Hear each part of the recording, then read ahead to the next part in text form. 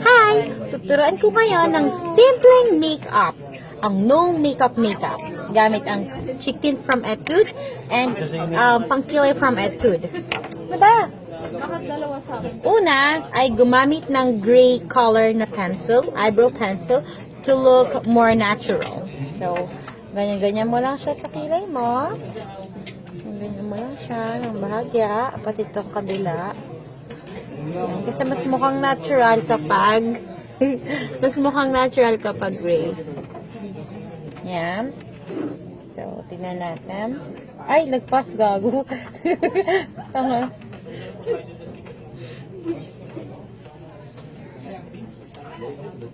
Tapos, huwag kalimutang i-brush para mukhang natural. Ang pagbabrush po ay pataas. Pataas po. So, ganyan niya lang siya.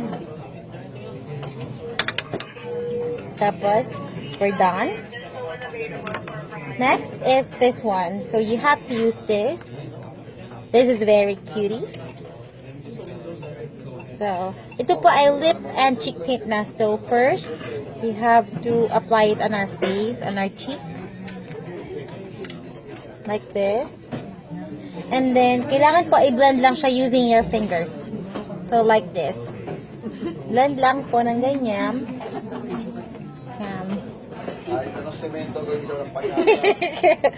Tapos, para you don't look pale, you have to apply this as well on your lips. Pero yung dab-dab lang na lang.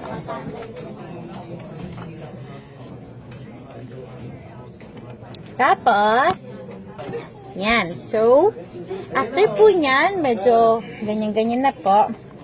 Of course, you have to apply some powder. Powder po from Etude. So, yan. Para lang mukhang fresh. Yan, ganyan-ganyan lang. Kanti lang. Tapos para dun sa mga katulad ko na hindi pinagpala sa ilong, lalagyan natin ng nose line. So, ganito lang po siya. From this, ganyan na lang. Yan.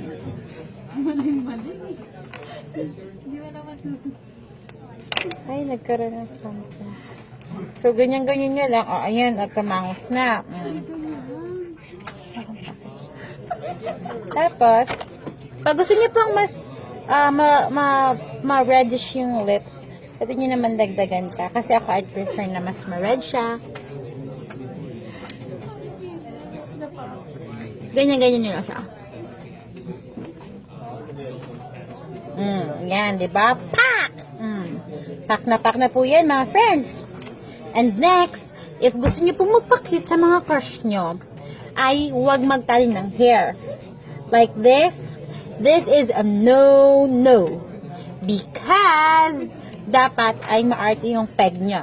So, pag kunwari dumaan na si crush, kunwari dadaan si crush, maghanap tayo na pwedeng mag-act na crush.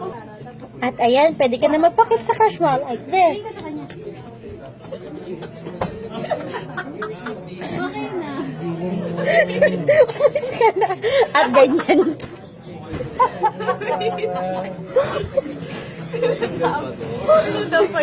At ganyan po ang tamang pagpapakit sa crush.